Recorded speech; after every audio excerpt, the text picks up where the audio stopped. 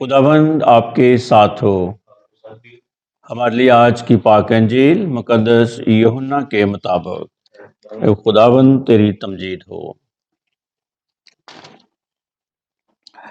اس نے کفرنہوم میں تعلیم دیتے ہوئے عبادت خانے میں یہ باتیں کہیں۔ تب اس کے شاگردوں میں سے بہت یہ سن کر کہنے لگے کہ یہ کلام سخت ہے، اسے کون سن سکتا ہے؟ مگر یسوع نے جی میں یہ جانتے ہوئے کہ میرے شاگرد اس بات پر کڑکڑاتے ہیں، ان سے کہا، کیا یہ بات تمہارے لیے ٹھوکر کا باعث ہے؟ اگر تم ابن انسان کو اوپر جاتے دیکھو گے جہاں وہ پہلے تھا، تو پھر زندہ کرنے والی تو روح ہے، جس سے کچھ فائدہ نہیں۔ جو باتیں میں نے تم سے کہیں وہ روح ہیں اور زندگی بھی ہیں، مگر تم میں سے بعض ایسے ہیں جو ایمان نہیں لاتے۔ کیونکہ یسوع شروع سے جانتا تھا کہ وہ جو ایمان نہیں لاتے کون ہیں اور کون اسے پکڑوائے گا۔ پھر اس نے کہا، اس لیے میں نے تم سے کہا ہے کہ کوئی میرے پاس نہیں آ سکتا جب تک باپ کی طرف سے اسے دیا نہ گیا ہو۔ اس کے بعد اس کے بہت سے شاگرد پھر گئے اور آئندہ اس کے ساتھ نہ رہے۔ تب یسوع نے ان 12 سے کہا، کیا تم بھی چلے جانا چاہتے ہو؟ شمعون پطرس نے اسے جواب دیا کہ خداوند، ہم کس کے پاس جائیں؟ ہمیشہ کی زندگی کی باتیں تو تیرے ہی پاس ہیں، اور ہم تو ایمان لائے ہیں اور جان گئے ہیں کہ خدا کا قدوس تو ہی ہے۔ پاک انجیل کے وسیلے سے ہم سب کے گناہ معاف کیے جائیں۔ اے مسیح تیری ستائش ہو۔ گڈ مارننگ پیارے بھائیوں اور بہنوں۔ ہم دیکھتے ہیں کہ انسان کو انسانی زندگی میں بہت سارے فیصلے کرنے پڑتے ہیں، اور بہت سارے فیصلوں کے لیے بڑے فیصلہ کن لمحات زندگی میں آتے ہیں، جس میں ہم بڑے با اثر اور اہم فیصلے کرتے ہیں۔ فیصلے ہمیشہ اچھے کرنے چاہیے، جو بر وقت ہونے چاہیے، سوچ و بچار پر مبنی ہونی چاہیے، ضمیر کی آواز کے ساتھ ہونی چاہیے، اور فیصلوں کو کرنے کے لیے کسی نہ کسی کی رہنمائی بھی میسر ہونی چاہیے۔ آج کی پہلی تلاوت جو ہوشے نبی کی کتاب میں سے لی گئی ہے، ہوشے حضرت موسیٰ کا جانشین ہے اور خداوند یسوع مسیح کا پیشرو ہے۔ وہ لوگوں کو گناہوں کی غلامی سے رہائی اور دائمی میراث کے ملک میں داخل کرتا ہے۔ ہوشے کی کتاب کا مرکزی موضوع وفاداری کی برکت ہے، blessing of loyalty, blessing of faithfulness. اور خدا اپنے وعدوں میں ہمیشہ سچا اور وفادار ہے، اور اپنے لوگوں سے عہد میں وفاداری، شریعت اور سچی عبادت کا تقاضا کرتا ہے۔ آج کے دیے گئے اقتباس میں ہوشے مشاہدہ کرتا ہے کہ اسرائیل غیر اقوام کی ثقافت اور کنانیوں کی رسم و رواج کا شکار ہو چکا ہے۔ ہوشے نبی خدا کے ساتھ کامل محبت، وفاداری، دینداری اور صداقت کا ان سے تقاضا کرتا ہے، اور ساتھ ہی خدا کے ساتھ وفاداری کرنے والے اسرائیل کے سب قبیلوں کو شکیم میں جمع کرتا ہے کہ فیصلہ کن کاروائی عمل میں لائی جائے۔ اور ہوشے بڑی جرات کے ساتھ اور بڑی بے باکی سے ان سے کلام کرتا ہے کہ آج کے دن اسی مقام پر، اسی وقت، اسی جگہ تم چن لو کہ کس کی بندگی کرو گے، ان معبودوں کی جن کے تمہارے باپ دادا نے دریا کے پار بندگی کرتے تھے، یا ان معبودوں کی جن کے ملک میں تم بستے ہو، مگر یاد رکھو اور کان کھول کے سن لو کہ میرا گھرانہ اور ہم خداوند کی بندگی کریں گے۔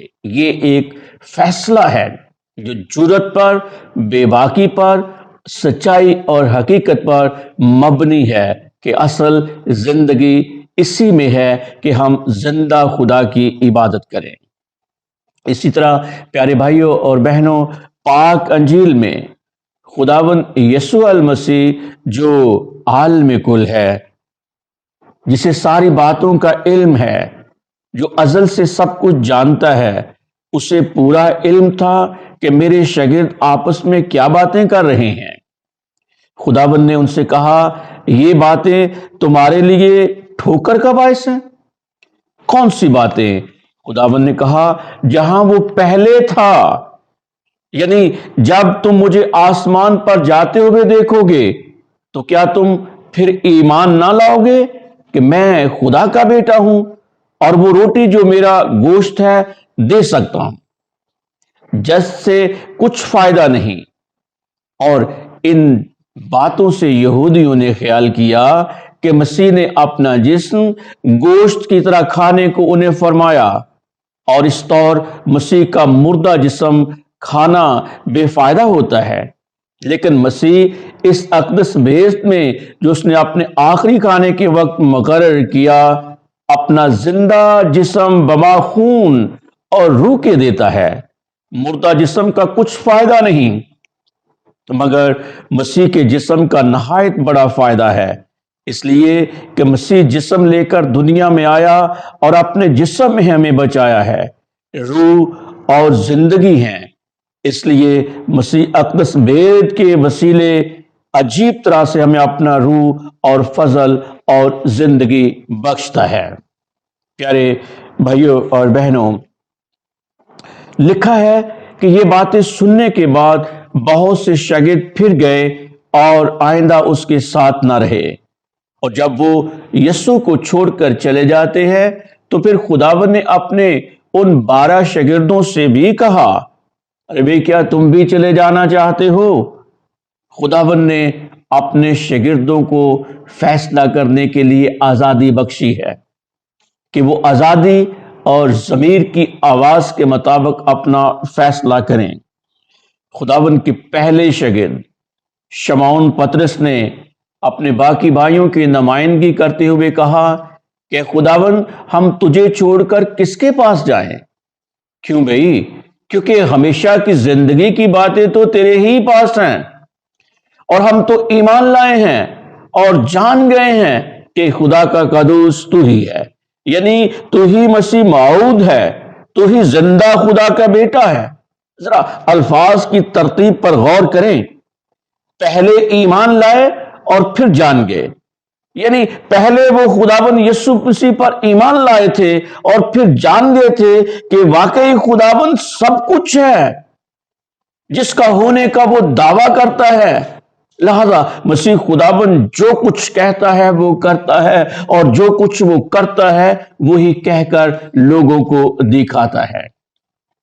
پیارے بھائیوں اور بہنوں، آج کی پاک لتوریا بھی ہمیں خدا کے ساتھ کامل محبت میں وفادار رہنے کی دعوت دیتی ہے۔ ہم بھی فیصلہ کریں کہ ہم نے کس کی خدمت کرنی ہے، کیونکہ صداقت کے ساتھ خدا کی راہوں کی تلاش کرنا ابدی زندگی اور راحت میں زندگی بسر کرنا ہے۔ اور ساتھ ہی آج کا کلام مسیحی نکاح کی اہمیت کو ہم پر اجاگر کرتا ہے۔ اور یاد رہے کہ مسیحی نکاح کسی معاہدے کا نام نہیں ہے کہ جس میں دو فریق ایک دوسرے کے ساتھ اکٹھا رہنے کا کانٹریکٹ سائن کرتے ہیں، بلکہ یہ ابدی اور دائمی عہد ہے جس میں دو فریق ایک دوسرے کے لیے بلائے جاتے ہیں۔ پس اب وہ دو نہیں بلکہ ایک تن ہے۔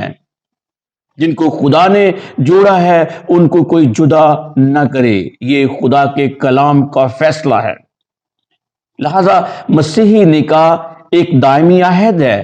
مسیحی نکاح ہمارے لیے پاک ساکرامنٹ ہے جو شادی شدہ جوڑے کے لیے خدا کا فضل ہے۔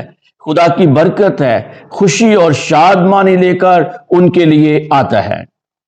اس لیے آسمان پر فرشتے اسی خوشی اور شادمانی کا شادیانہ بجاتے ہیں، اور زمین پر انسان بلائے ہوئے مہمان اس خوشی کا اعلان کرتے ہیں۔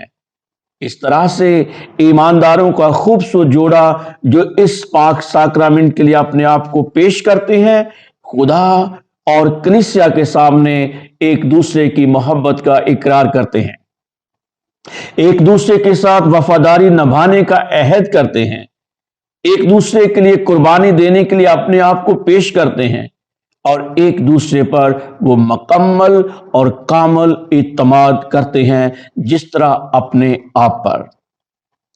جس طرح خداوند یسوع کے بغیر کلیسیا ادھوری ہے، اسی طرح میاں بیوی ایک دوسرے کے بغیر نامکمل اور ادھورے ہیں، لیکن جب یہ دونوں ملتے ہیں تو پھر وہ دونوں ایک دوسرے کو مکمل کرتے ہیں۔ مسیحی نکاح میاں بیوی سے تقاضا کرتا ہے کہ جہاں وہ ایک دوسرے کے تابع رہیں، وہیں وہ خدا کے فرما بردار رہیں، اکٹھے مل کر دعا کریں، روزہ رکھیں، خیرات کے کاموں کو جاری و ساری رکھیں، بیماروں کی تیمارداری کریں، اور حرف آخر ہر اپنے کام میں خدا کی مرضی کو اولیت اور ترجیح دیں، کیونکہ زمینی شادی ہمیں آسمانی شادی کی طرف لے کر جاتی ہے اور ہمیں خوشی میں شریک ہونے کی دعوت دیتی ہے۔ جس طرح مکاشفہ کی کتاب میں درج ہے، کیونکہ خداوند ہمارا خدا قادر بادشاہی کرتا ہے، آؤ ہم خوشی منائیں، شادمانی کریں اور اس کی تمجید کریں، اس لیے کہ برے کا بیاہ آ پہنچا ہے اور اس کی دلہن نے اپنے آپ کو آراستہ کر لیا ہے۔ آئیے ہم اپنے آپ کو مکمل طور پر محبت، وفاداری، دینداری، صداقت اور قربانی جیسی قدروں سے ملوث کریں، تاکہ اپنے دلہا خداوند یسوع مسیح کا دیدار کر سکیں، ابدی میراث کے حصہ دار ٹھہر سکیں، اور اس کے ساتھ تخت جلالی کا لطف اٹھا سکیں، اور ابدالآباد تک اس کی حمد و ثنا، بندگی اور تمجید کر سکیں۔ خداوند مجھے اور آپ سب کو ایسا کرنے کی توفیق دے، آمین۔